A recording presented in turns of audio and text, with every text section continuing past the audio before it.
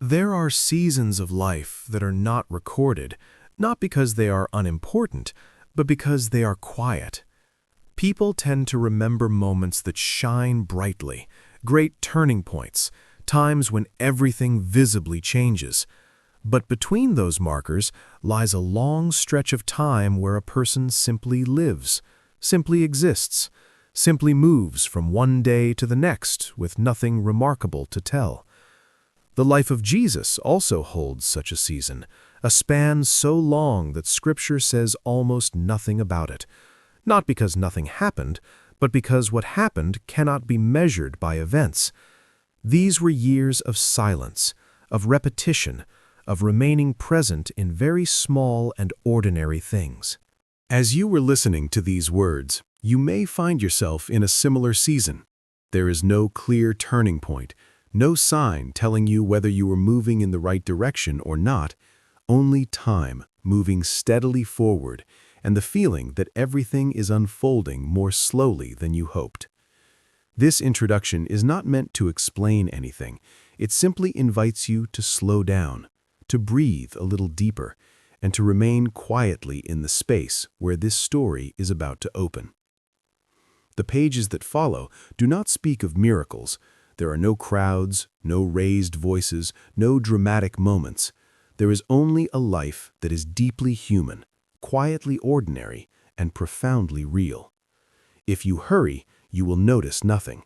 But if you are willing to stay, you may begin to sense that within those years no one spoke of, something essential was slowly and gently being formed.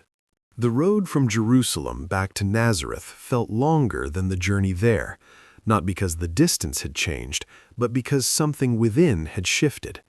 The dust clung to their feet, the sun moved steadily across the sky, and each step carried a quiet weight that could not be explained.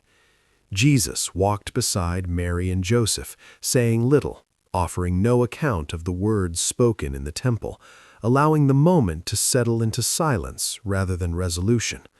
What had been revealed did not demand to be spoken again. It asked only to be carried. As Nazareth came into view, nothing appeared different.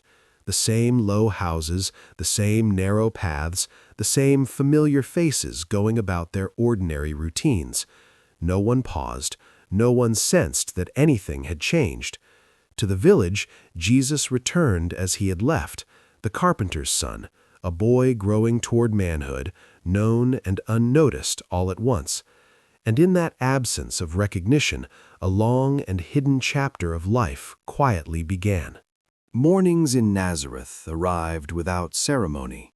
Light crept across the earth walls, the air cooled before the heat of the day took hold, and life resumed its steady rhythm.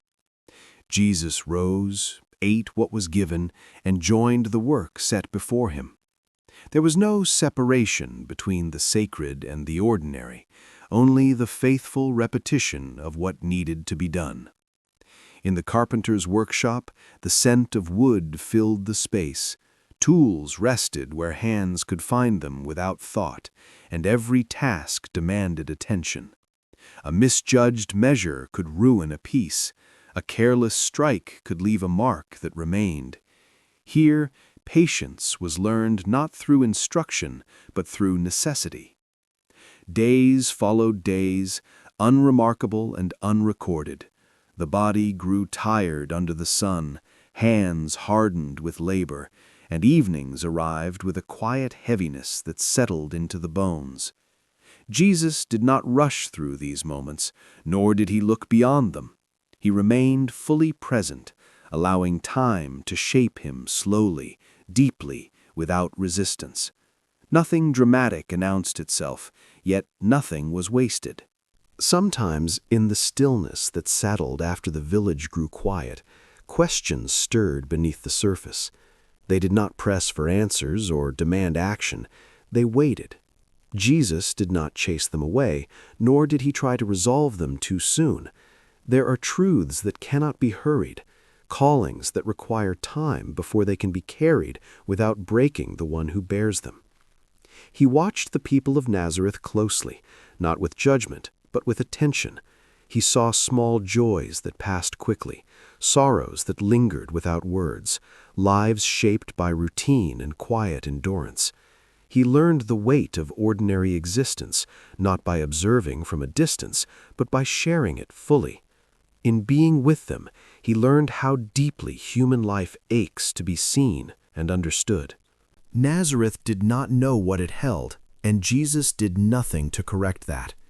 He allowed himself to remain hidden, unnamed, uncelebrated. No signs followed him, no voices announced his presence. Yet these unseen years were not empty. They were forming something strong and steady beneath the surface, something that did not need attention to grow. When night fell and the village settled into silence, Jesus remained within that quiet, not filling it with words or explanations. In the darkness, in the stillness, in the absence of recognition, he stayed. And in staying, he learned what it meant to live before God without display, without urgency, without fear of being unseen. This part of the story does not close with a moment that demands remembrance. It simply continues, carrying its meaning forward in silence. And though nothing appears to happen, everything necessary is slowly being prepared. Those years arrived quietly, without announcement, and left no obvious trace behind. Jesus grew within the same rhythm of Nazareth, where each day closely resembled the one before it. His body changed, strength settling into his hands, yet the world around him made no space to mark this growing. He entered adolescence not through ceremony or recognition, but by waking each morning and continuing to do what needed to be done. In the carpenter's workshop, the work grew heavier. Larger pieces of wood, greater precision, longer hours. There were days when his hands ached, his back burned with fatigue, and the weariness reached beyond the body. Jesus learned the limits of being human, not as something to escape quickly, but as a reality to be accepted and carried. In those silent hours of labor, he began to understand what it meant to live for others without being seen. At times, the world around him felt too small. The same paths no longer offered freshness. The same faces remained unchanged year after year. Deep within, a quiet tension began to rise. Not rebellion, not resistance, but a prolonged waiting, as though something was approaching far more slowly than expected. Jesus did not speak of it. He allowed it to grow in silence. There were nights when Nazareth slept and Jesus remained awake, resting in the darkness, listening to his own breath. There were no long prayers, no clear requests, only a raw presence before God, where questions could be laid down without demanding answers. These moments did not resolve the tension, but they kept his spirit from drying out. He began to see people differently, not merely as familiar faces, but as lives carrying hidden weight. Some smiled to conceal exhaustion. Others remained quiet because endurance had become their habit. And in this silent watching, a deep compassion slowly took shape, not explosive, but steady and enduring. The climax of these years did not come through an outward event, but through a silent decision within.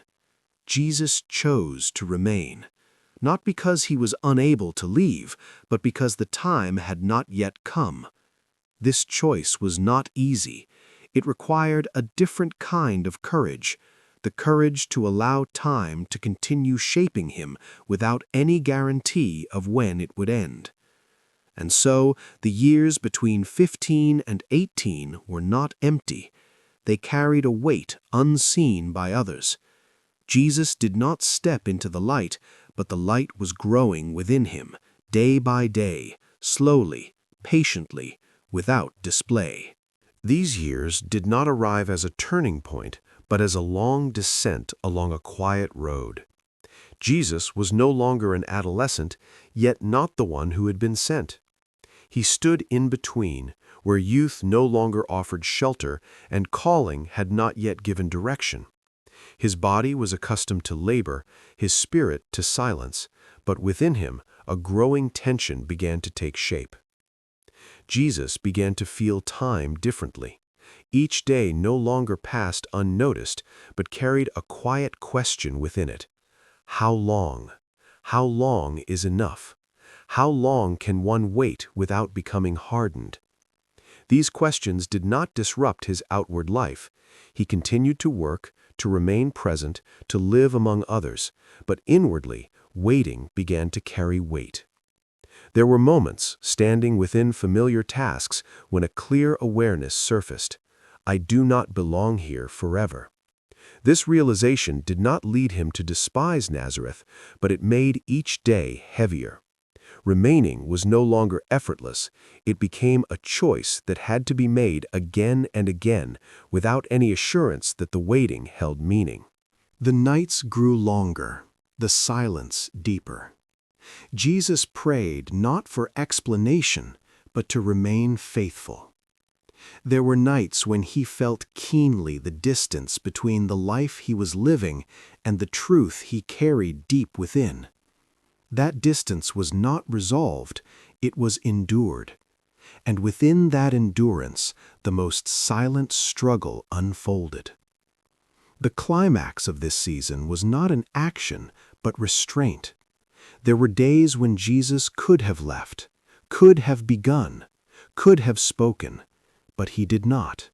Not out of fear, but because he had not yet been called. This choosing not to act was not emptiness. It demanded a strength deeper than action itself, the strength of allowing God to determine the rhythm. Jesus began to understand human restlessness more deeply, not dramatic suffering, but the quiet exhaustion of delayed hopes. He saw it in men who had settled into their fate, in women carrying burdens no one shared. And in recognizing this, a deep compassion was carved into his own lived experience. The years between 18 and 22 passed in this way. No signs, no confirmation, only one truth grew clearer. When he would eventually step forward, he would do so with a heart that had learned how to wait, how to remain, how to live within the in-between without losing itself. And it was precisely within that in-between that the deepest formation of Jesus quietly took place. The nights grew longer, the silence deeper. Jesus prayed not for explanation, but to remain faithful. There were nights when he felt keenly the distance between the life he was living and the truth he carried deep within. That distance was not resolved, it was endured. And within that endurance, the most silent struggle unfolded. The climax of this season was not an action, but restraint. There were days when Jesus could have left, could have begun, could have spoken, but he did not. Not out of fear, but because he had not yet been called. This choosing not to act was not emptiness. It demanded a strength deeper than action itself, the strength of allowing God to determine the rhythm. Jesus began to understand human restlessness more deeply, not dramatic suffering, but the quiet exhaustion of delayed hopes. He saw it in men who had settled into their fate, in women carrying burdens no one shared. And in recognizing this, a deep compassion was carved into his own lived experience. The years between 18 and 22 passed in this way. No signs, no confirmation, only one truth grew clearer.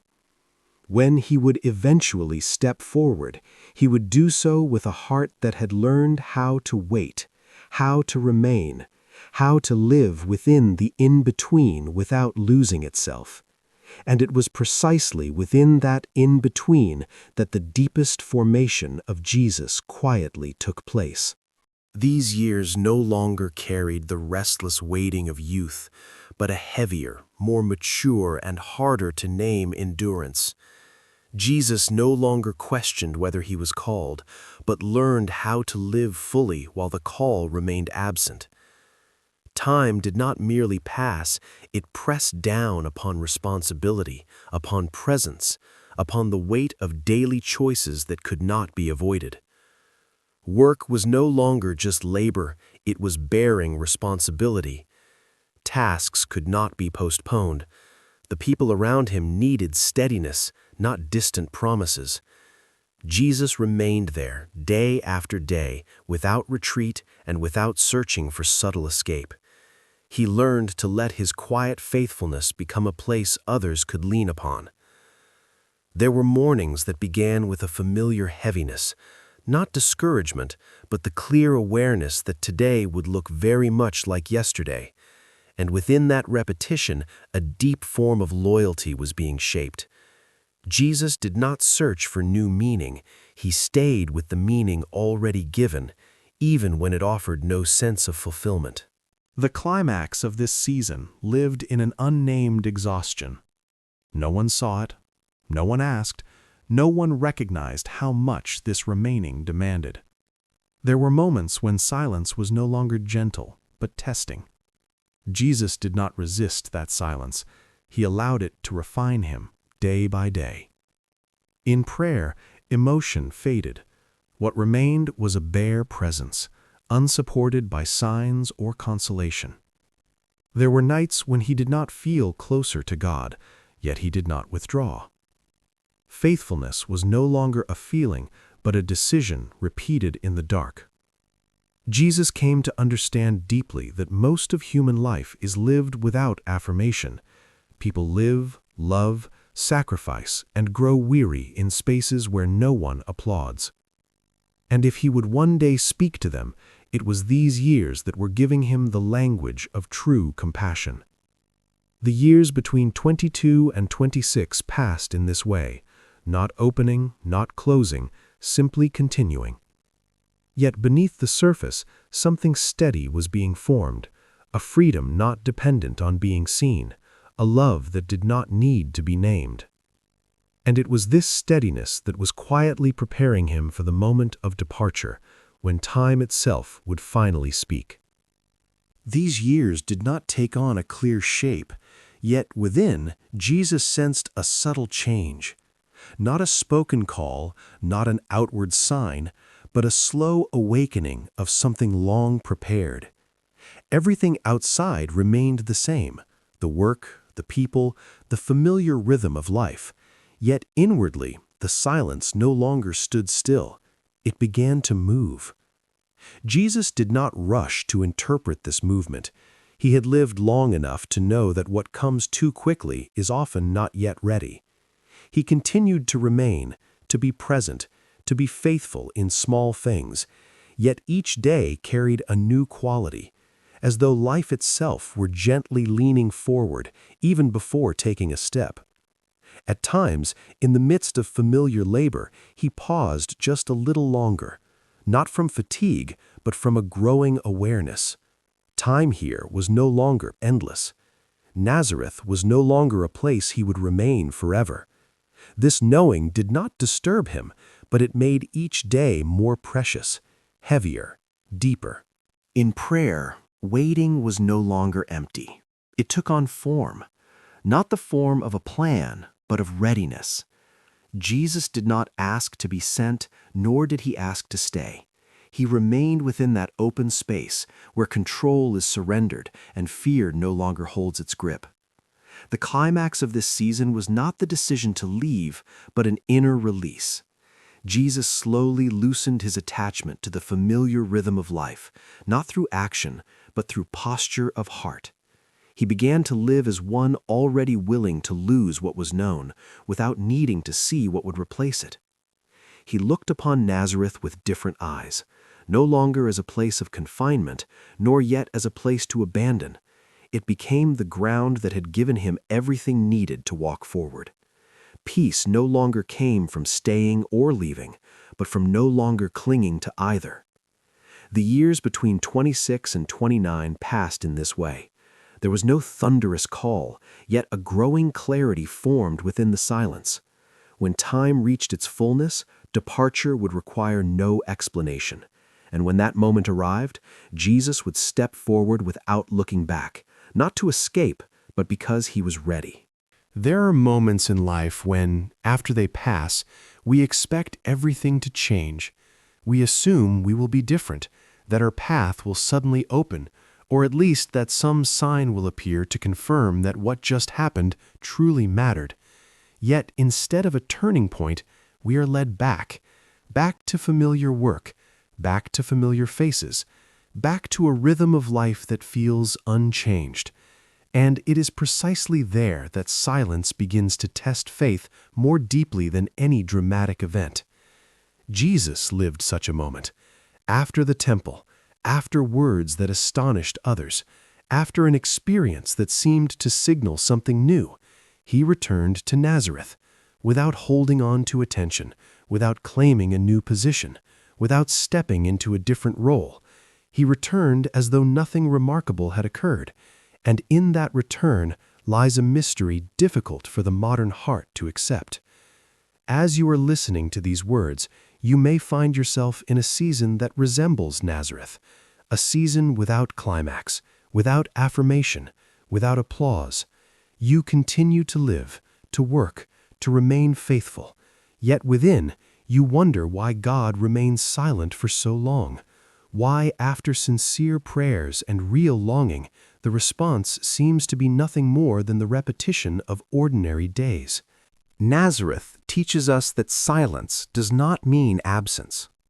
Jesus did not return to disappear, but to remain fully within human life, to remain among the small things most of us try to escape. He did not choose the faster road. He did not use his moment to advance.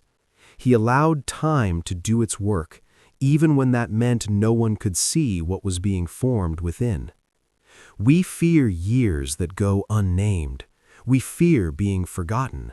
We fear living a life that leaves no visible mark. Yet it was in those years that Jesus learned to live without recognition. He learned to stand before God without an audience.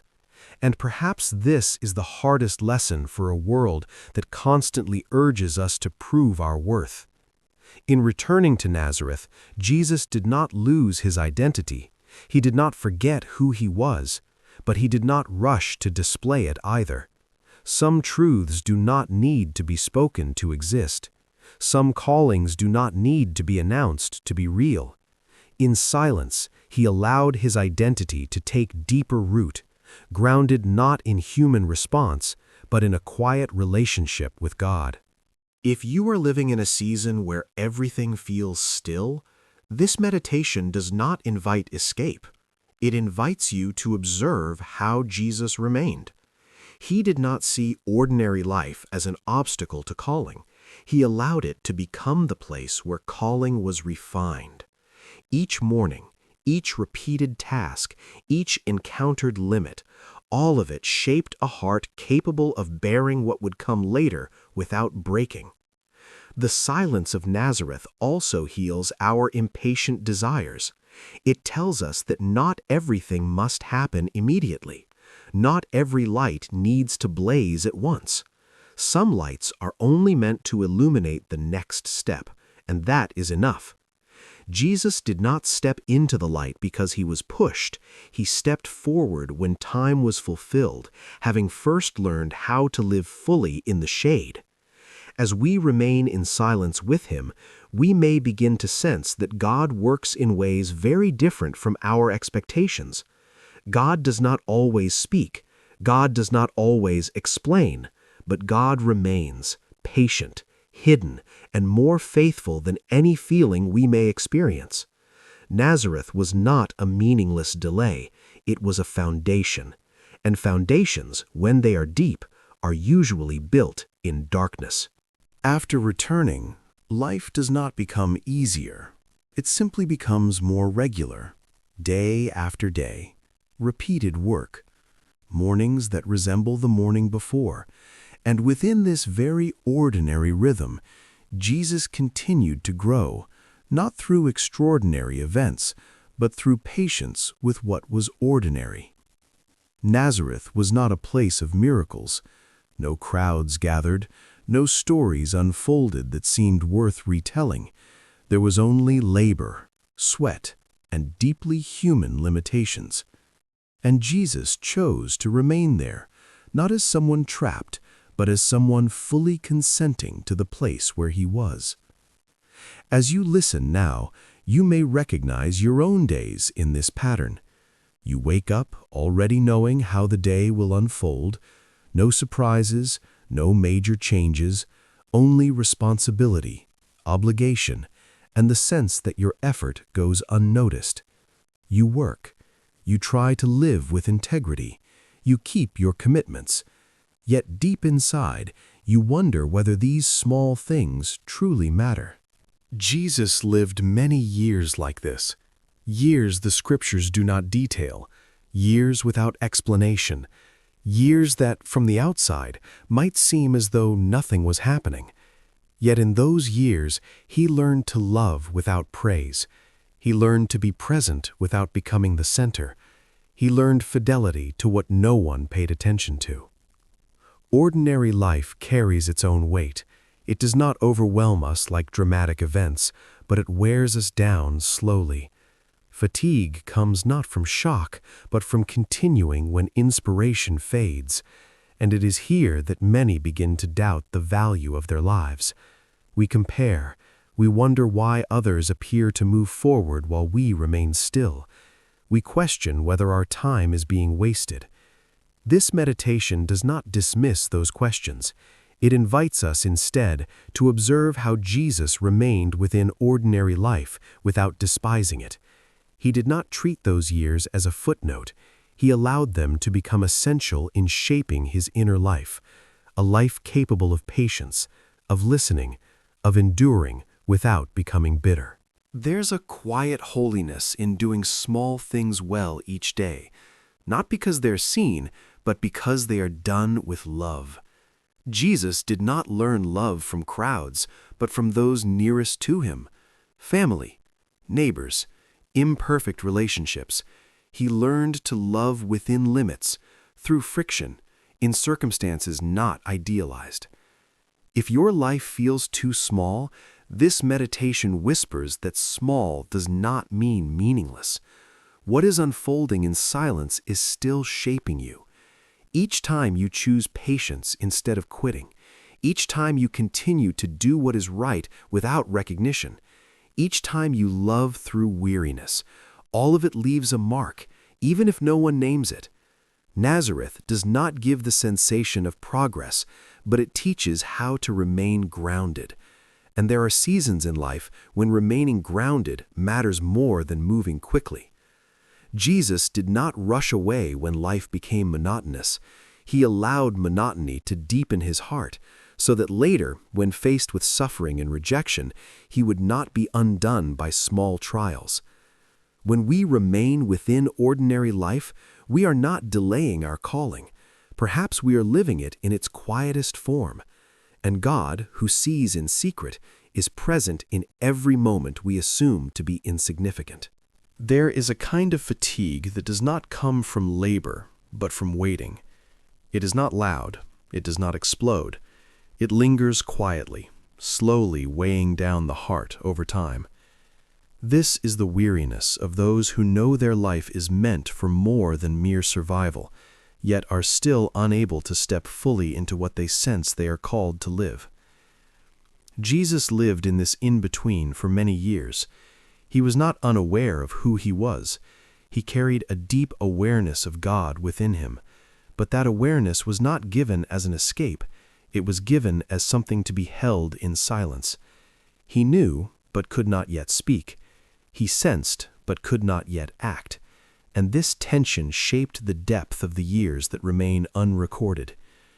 As you listen now, you may recognize yourself in this same in-between. You know you carry a longing. You sense an invitation to live something more meaningful, yet circumstances do not allow it. The time has not come. Responsibilities remain. And with each passing day, waiting seems to take a little more strength from you. The in-between easily leads to self-doubt. You begin to question whether the call you heard was real. You wonder if you imagined too much. You watch others appear to step into their paths, and you ask why you remain here. Prolonged waiting can erode trust, not only in God, but in yourself. Jesus did not use power to shorten time. He did not force his mission to begin earlier. He allowed the tension of waiting to do its work. That waiting did not weaken him, it deepened his obedience. He learned not to act on inner urgency, but on God's timing. This is difficult for us. We want to act to release the tension. We want to do something to prove we are not standing still. But the in-between invites something else. To remain. To remain with unanswered questions. To remain with unfulfilled desire. To remain with oneself when there is nothing new to hold on to. In the in-between, many grow bitter. They feel wasted. They feel set aside. But Jesus did not allow waiting to turn into resentment. He allowed it to become a place of purification. Each day he was not sent was a day he learned not to take what had not yet been given. Each passing year was a year of deeper trust. The in-between is also where loneliness becomes most visible. The excitement of beginnings has faded. The energy of anticipation has worn thin. What remains is bare fidelity to the present. And here, relationship with God cannot depend on feeling. It must rest on the decision to remain, even when nothing is felt. If you are in the in-between, this meditation does not promise a quick escape. It simply places you beside Jesus as he waits, without many words, without explanations, simply present. And that presence may be enough to keep you from giving up. Because the in-between is not where God forgets you. It is where you are being prepared in ways early light could never accomplish. There are things in life that can only be formed when you are not yet allowed to step forward, when calling has no outward shape but is being forged within. Jesus did not rush to leave the in-between, and because of that, when he finally stepped forward, he carried an inner strength steady enough to remain unmoved by either success or failure. There comes a season in life when you no longer feel as though you are moving forward, yet you cannot leave. Nothing collapses, but nothing brightens either. You continue to live, to do what must be done, yet inside, a quiet exhaustion takes hold. Not exhaustion from too much happening, but from too little changing for too long. Jesus lived in such a season. Years in which nothing visibly new occurred, no promises repeated, no clear signs that the moment was approaching, only daily life, responsibility, and a fidelity no longer supported by feeling. And it is precisely here that fidelity becomes most pure. As you listen now, you may find yourself in a similar state. Prayer no longer feels alive, direction no longer feels clear. You do what is good not because it brings comfort, but because you know it is right. And that can lead you to wonder whether such fidelity still matters when the heart is weary. This meditation does not attempt to beautify exhaustion. It acknowledges that there are days when all you have strength for is not giving up. And sometimes that alone is a profound act of faith. Jesus was not sustained by continuous spiritual emotion.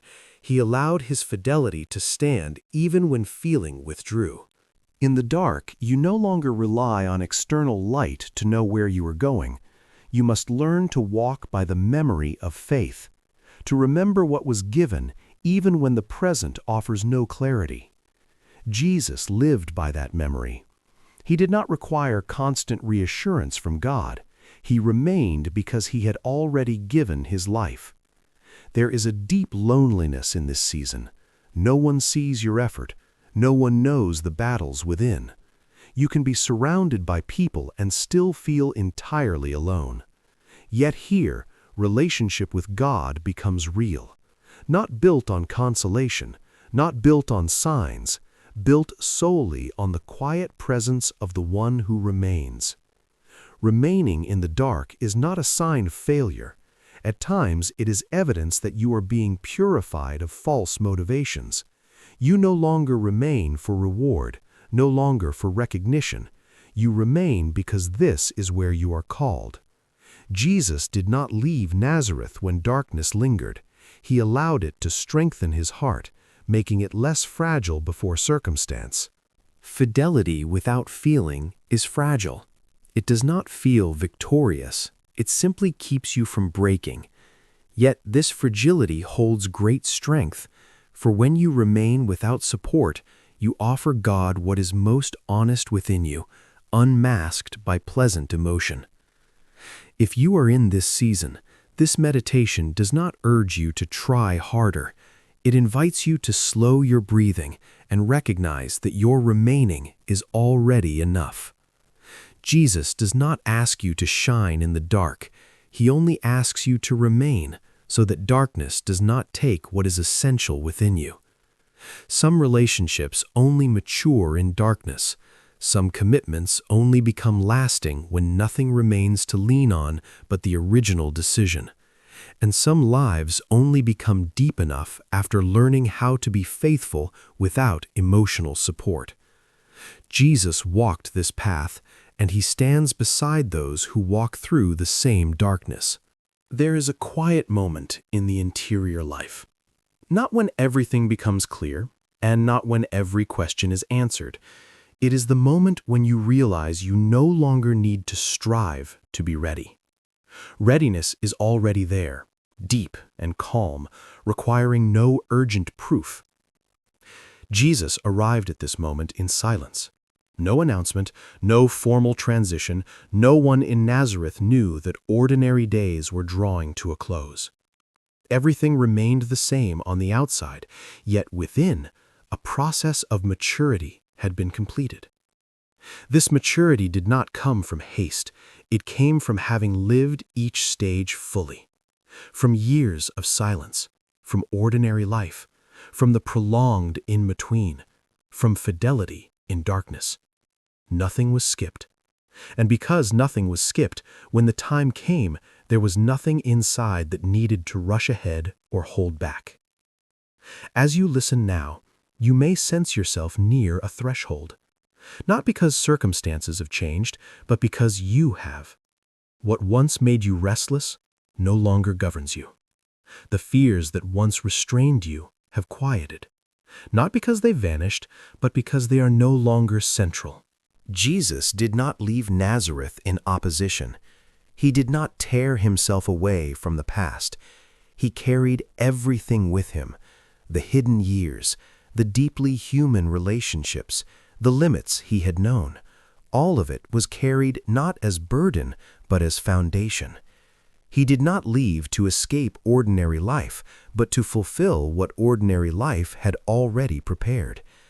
There is profound freedom in being ready to leave without clinging. You do not need to hold tightly to what has passed in order to feel valued, nor do you need to fear what lies ahead to delay your step.